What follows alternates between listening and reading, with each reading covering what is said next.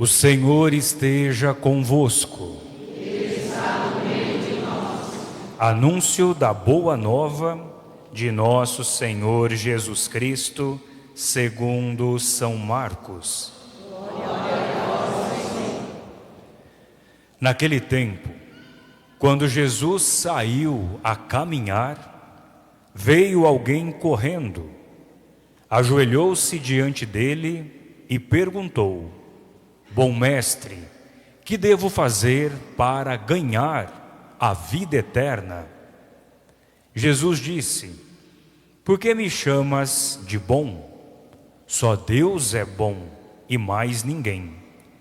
Tu conheces os mandamentos: não matarás, não cometerás adultério, não roubarás, não levantarás falso testemunho, não prejudicarás ninguém.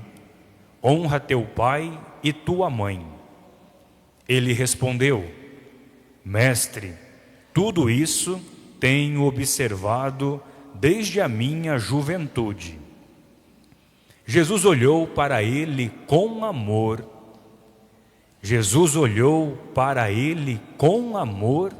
E disse: Só uma coisa te falta.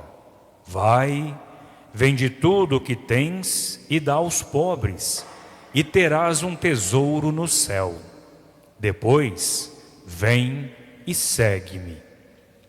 Mas quando ele ouviu isso, ficou abatido e foi embora cheio de tristeza, porque era muito rico. Jesus então olhou ao redor e disse aos discípulos: Como é difícil para os ricos entrar no reino de Deus. Os discípulos se admiravam com estas palavras, mas ele disse de novo: Meus filhos, como é difícil entrar no reino de Deus. É mais fácil um camelo passar pelo buraco de uma agulha do que um rico entrar no reino de Deus. Eles ficaram muito espantados ao ouvirem isso e perguntavam uns aos outros: Então, quem pode ser salvo? Jesus olhou para eles e disse: Para os homens isso é impossível, mas não para Deus. Para Deus tudo é possível. Pedro então começou a dizer-lhe: Eis que nós deixamos tudo e te seguimos.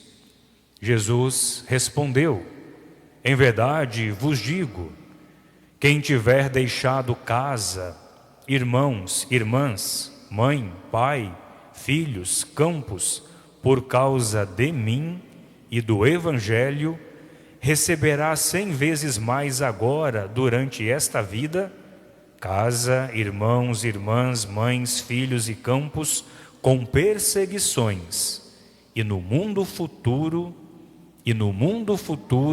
a vida eterna.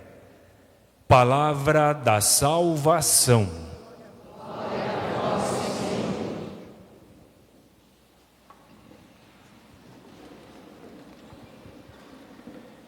Queridos filhos e filhas de Deus, estamos celebrando o 28º domingo do tempo comum, caminhando no dia a dia da vida de Jesus, para que em cada celebração a gente tenha condições de conhecê-lo ainda mais e, através deste conhecimento, dar uma resposta. Queremos seguir Jesus em seus passos ou não? Queremos nos aproximar de Jesus ou queremos nos distanciar dele? Alguma motivação, alguma intenção nos aproxima de Jesus. Mas a gente precisa ter clareza, conhecer quem é Jesus. Porque às vezes aquilo que eu espero de Jesus, Ele não está oferecendo.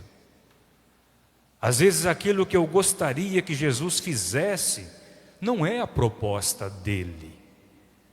Por isso que quanto mais nós o conhecemos, Ou a gente o ama, ou a gente se afasta. E para conhecer Jesus, nós precisamos da palavra de Deus. E a palavra de Deus, nesta celebração, ela nos leva a um questionamento e também a um discernimento a respeito das nossas escolhas. O que estamos escolhendo para a nossa vida? O que estamos buscando para a nossa vida? Do jeito que hoje nós vivemos, nós estamos parados, nós estamos andando para trás ou nós estamos caminhando para a frente?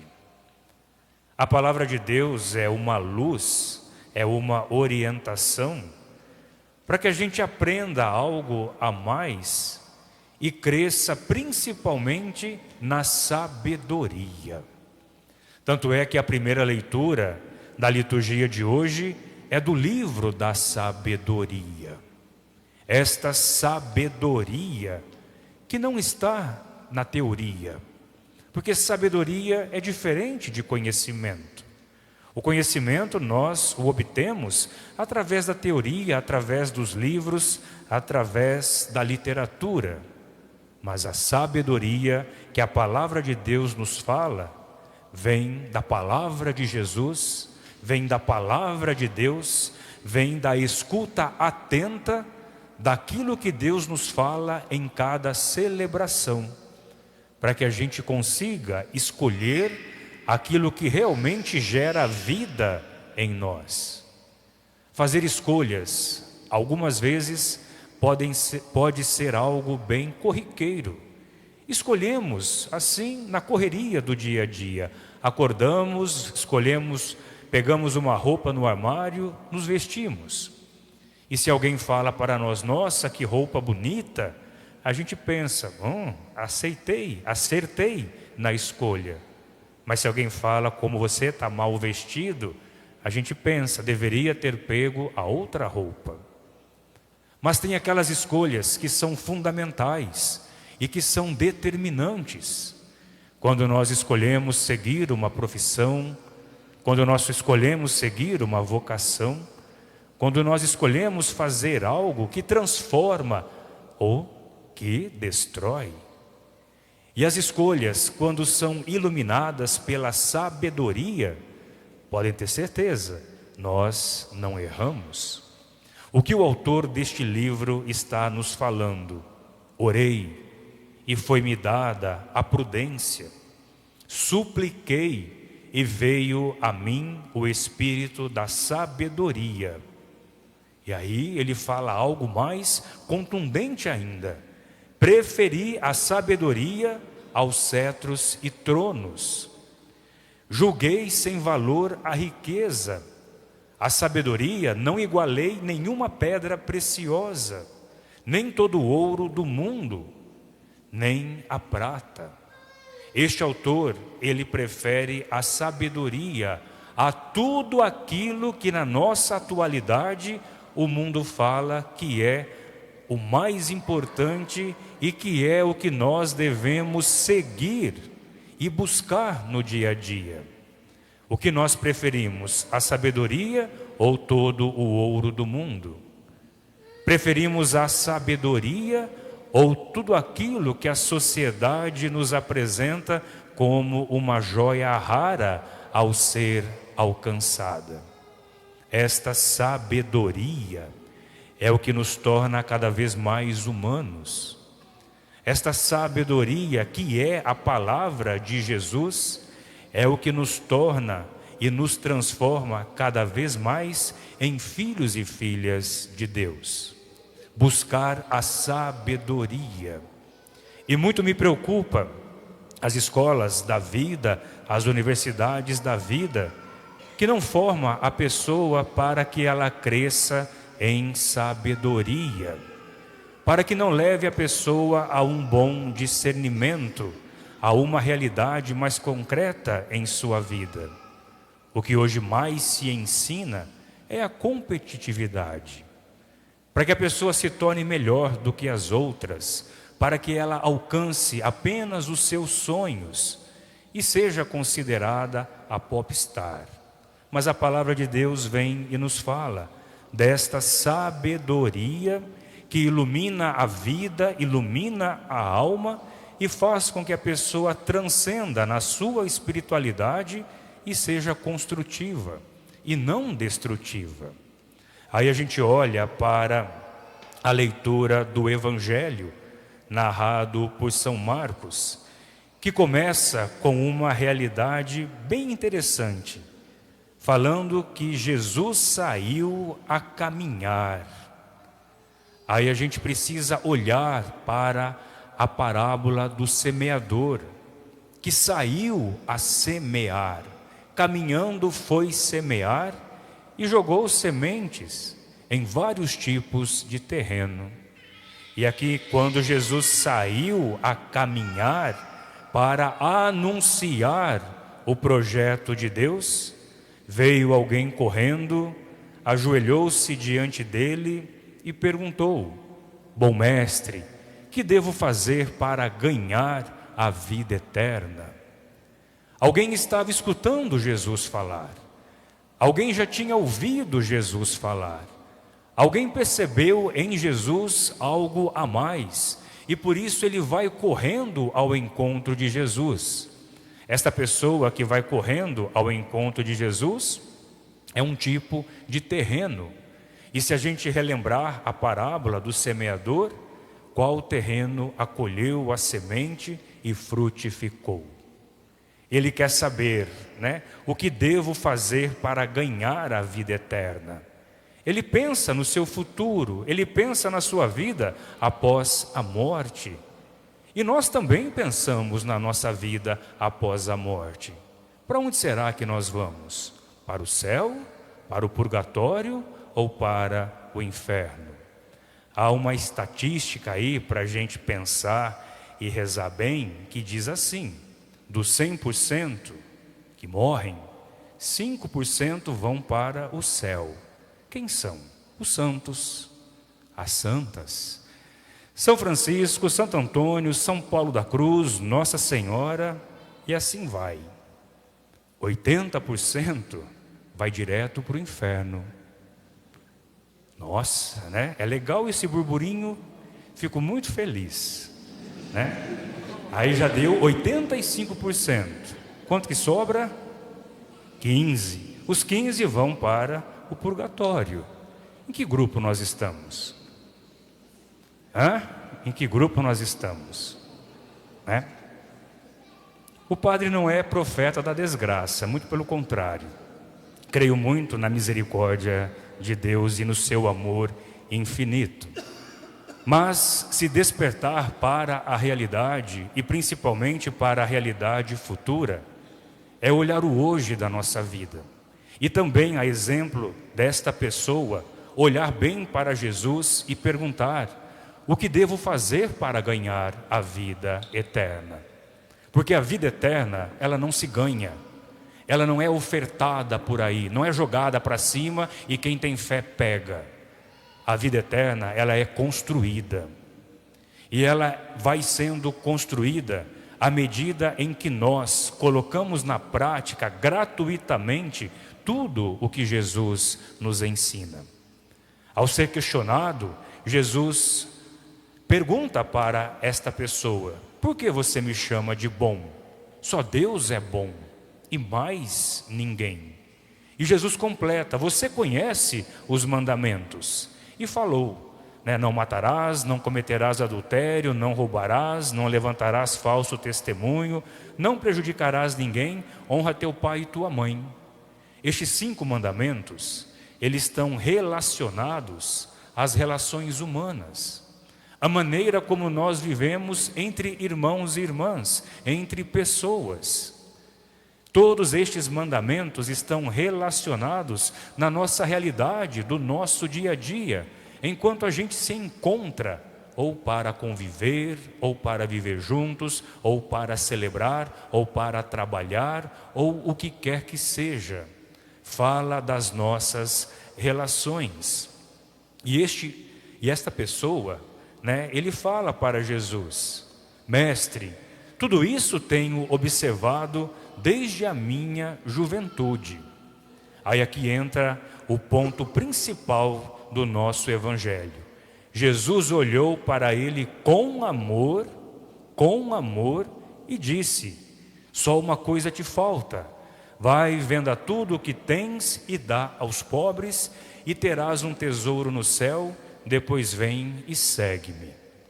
Esta pessoa que procurou Jesus era uma pessoa boa, era uma pessoa de fé, que tinha uma prática religiosa, que observava os mandamentos. Mas ele apenas observava os mandamentos, não fazia outra coisa, porque não basta só observar os mandamentos, é preciso fazer algo a mais, é preciso ser generoso, é preciso ser sensível à realidade sofrida do outro, é preciso estar disponível para servir ao outro, é preciso oferecer algo mais a Deus, servindo ao seu próximo.